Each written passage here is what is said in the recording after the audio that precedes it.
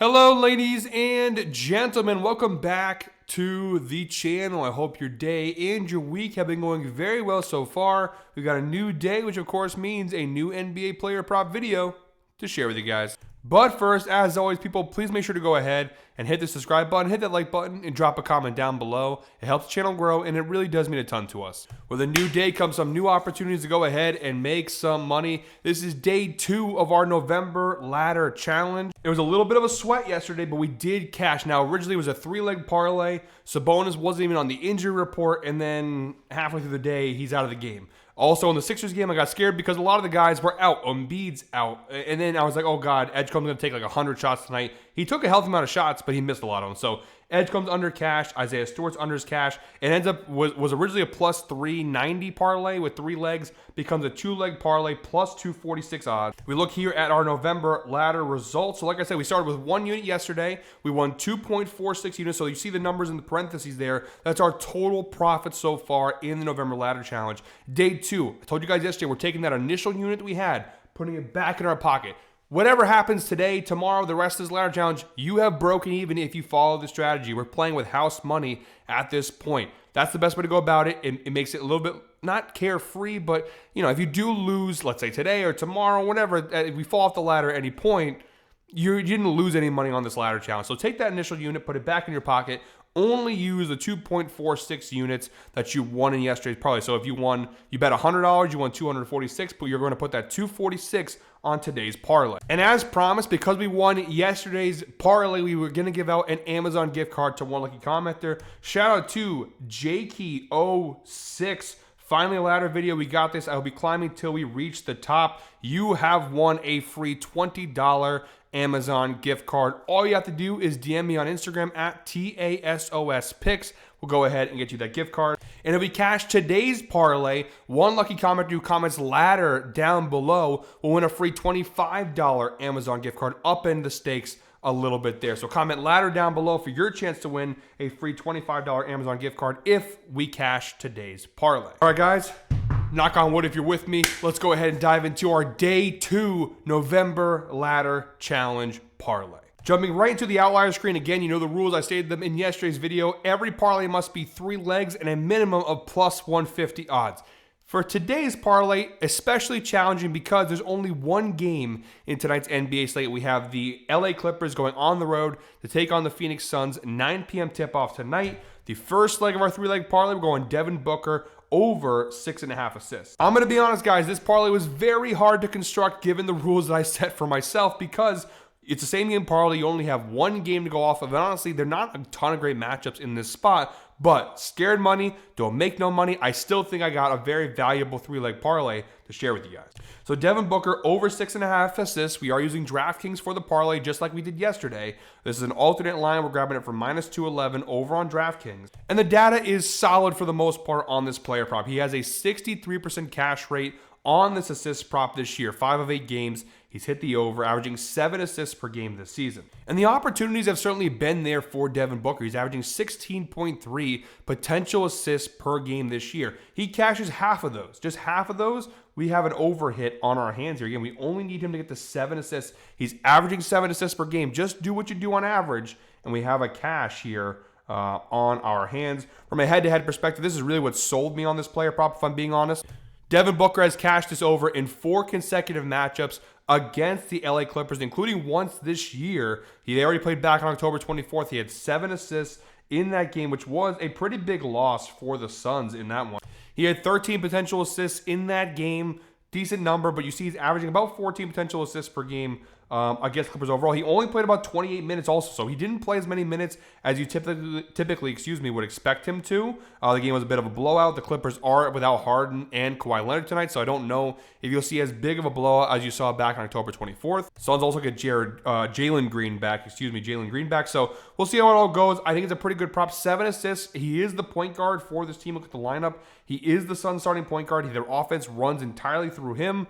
I think 7 assists for the guy who runs the offense is not all that crazy. We have the insight provided by Outlier. Devin Booker has exceeded 5.5 assists in 16 of his last 18 games versus bottom 10 defenses for assists allowed, averaging 7.9 assists per game on average over those last 18 games. Now, our line is 6.5, so a couple of these aren't cashes.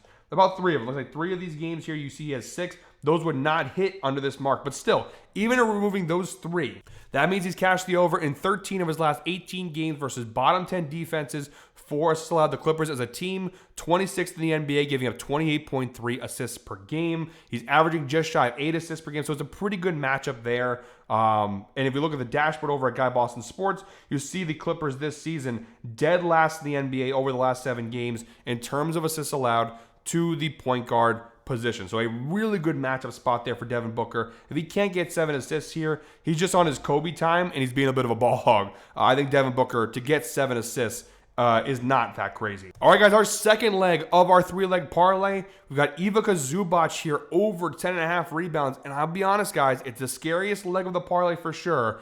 But the matchup is too good to ignore. We're grabbing this for -167 over on DraftKings is the value on this particular leg. Now, it's crazy because Zubac last year cashed at a 67% hit rate, including playoffs. And even when he didn't cash it, he hovered around the line. So far in 2025, that has not been the case. He's cashed it in just 3 of 7 games this year. He is averaging 9.71 rebounds per game, so not far off. But you have seen some low numbers, including versus Phoenix already this year. Back on October 24th in that blowout win, he had just 5 rebounds in that game. So admitting and being very transparent right off the back, the data is not great. Even from a head-to-head perspective overall, just 2 of his last 5 meetings with the Suns has he actually cashed the over, averaging 10.4 rebounds per game across those last 5 matchups. Now, Tasso, why take this if the numbers aren't great? Well, first and foremost, again, we have 1 game to go off of. And a lot of guys are missing. Kawhi's out, Harden's out. You have some guys coming, but Jalen Green's back in the lineup. There's a lot of weird stuff going on in this game. It's really tough to find the player props that are. You have a lot of guys playing minutes that typically don't, who are in the starting lineup, who typically aren't. I don't know who to trust, okay? You don't know who to trust in this spot. I'm going with the guys that I feel like I can trust more enough. And again, we refer back to the dashboard. It is technically a good matchup spot here for Zubac. The Suns, over the last 7 games, 24th in the NBA in terms of rebounds allowed to the center position. So it is a pretty good matchup spot here for Zubac from a rebounding perspective. They are giving, according to Outlier, they're giving up 13.8 rebounds per game to centers. Look, recently, Walker Kessler, who's now out for the season for the Jazz, he had 13 rebounds.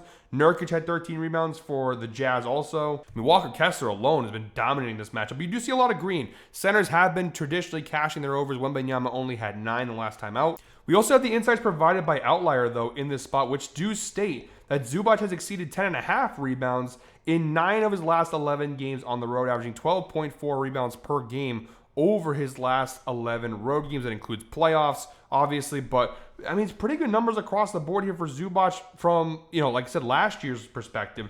This year he's been also a bit of a slow start, but he has had some big games. He had 18 rebounds versus the Miami Heat. He had 12 versus the Warriors, 11 versus the Pelicans. 11 rebounds for a guy like Zubac really shouldn't be that hard. And he is still averaging 18.4 rebound chances per game. Now, in that Suns game, he only had 12 rebound chances. Again, he played 24 minutes, which wasn't that many minutes, so that's obviously one of the key factors there. He needs to play a healthy amount in order to get this line. I think this game's going to be pretty close with the Clippers missing a couple of key players. I don't think it's going to be a blowout. I think Zubac should play in the ballpark of 30 minutes. As long as he does that, we should be good to go. One final point before we move on, guys. This is a little filter I put in to show what the numbers look like when Kawhi Leonard is out. And you do see his rebound numbers do actually increase when Kawhi Leonard is out. Last year when Kawhi did not play, Zubac cashed at a 70% hit rate, and his average went up to 12.19 rebounds per game last season when Kawhi did not play. And even from a head-to-head perspective, one of the last 2 times he played Phoenix without Kawhi Leonard back on October 31st of last year, Halloween, he had 12 rebounds in that game. So, it's not terrible. His last 20 games without Kawhi, a 65% hit rate, averaging just shy of 12 rebounds per game. So I don't know if there's anything really to go if Kawhi not playing really makes that much of a difference for Zubac's rebounds, but it is something to look at here. And obviously Kawhi is out in this spot. You did see his numbers did look pretty good last year. His numbers look good in general, but it's the riskiest leg. It's why I'm spending the most time talking about it and rambling on. It's the riskiest leg. You guys want to go ahead and take this one out and just stick with 2. I understand, but I do think Zubac should get 11 rebounds is a very gettable line. And then last but not least, we have Royce O'Neal over 7.5 points for the Phoenix Suns. That's -187 over on DraftKings. This one, the data is really good across the board. He's cashed it in 7 of 8 games this year. He's averaging 12.13 points per game this year. Only once this year he missed the over, which is in the Denver game. Phoenix got blown out in that one.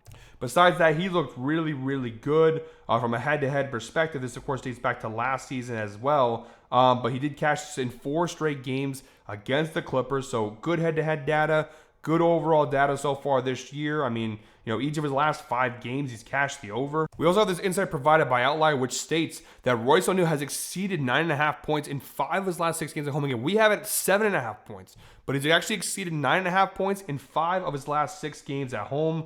It's pretty good numbers across the board. Even going to the dashboard here, Royce O'Neal, who starts at the small forward position, Clippers a little bit on the weaker side there, right? 12th in points allowed, 17th in rebounds, 20th in assists. That includes with Kawhi Leonard playing there, and Kawhi obviously plays minutes at the 3. So I do think it's a really good spot for Royce O'Neal. He's been a very consistent scoring option for the Suns. I know Jalen Green is back. I don't really know what to make of him. I don't know how much he's going to actually play, if he's going to be on a minutes restriction, how many shots he's going to take. This team is not that loaded, so someone has to take shots, someone has to score, and Royce O'Neal has been taking a healthy amount of shots on this team. Will he lose some production with Jalen Green returning? Possibly, but he's been averaging almost 10 shots per game this season. He's taking almost 8 threes per game, so a very high volume of work, averaging 32 minutes per game. Like I said, guys, definitely the most difficult day 2 parlay I've had to construct. It took a lot to find these valuable plays. If you want to go ahead and mix and match a little bit, I understand. This is the play I'm going with. I'm still very confident. I know I don't sound it. I am confident in this play, though. I'm over on DraftKings right now. This 3-leg parlay is plus 264 odds. So very good value on this parlay as well. We have Devin Booker over 6.5 assists, Royce O'Neal over 7.5 points, and Ivica Zubac over 10.5 rebounds. Again, you parlay all 3 together, you get a parlay of plus 246. Again, this is a really tough game. You got a lot of injuries happening here, a lot of big players out. It makes it a lot more difficult to go ahead and figure out who's going to do what. You have Jalen Green returning. He hasn't played yet with the Suns. It's his son's debut. Who knows how he affects the team? There's so much stuff we're going to have to figure out here. But given what we have, when you've been handed lemons, you got to make lemonade. We made lemonade here. Is it the sweetest lemonade I could have made for you guys? No, I wish that we had more games and more options. But as far as this game provides, I think these are the best 3 legs I can come up with, you guys. We're letting it ride. We're letting it ride. Like I said, I would have preferred something a little bit better for our ladder challenge, but you got to roll with the punches, take what you're given. And yeah, we're going to go with it. 3-leg parlay plus 246 over on, or plus 264, excuse me, over on DraftKings. Let's go. Let me know down below if you are riding. Again, very tough game to pick from here, but hey, we hit this. We're in really good shape tomorrow, Freaky Friday. Regardless, win or lose, we're doing a parlay tomorrow. Hopefully, we get 2 parlays. If we win, we'll do our day 3 ladder challenge parlay and our Freaky Friday 5-leg parlay. So hopefully, we get to do 2 parlays tomorrow. All right, guys, that is it for me today. Thank you very much, as always, for watching. One more time, please make sure to go ahead and hit the subscribe button, hit that like button, and drop a comment down below. Until tomorrow, hope you're all winners. Let's go ahead and make some damn money.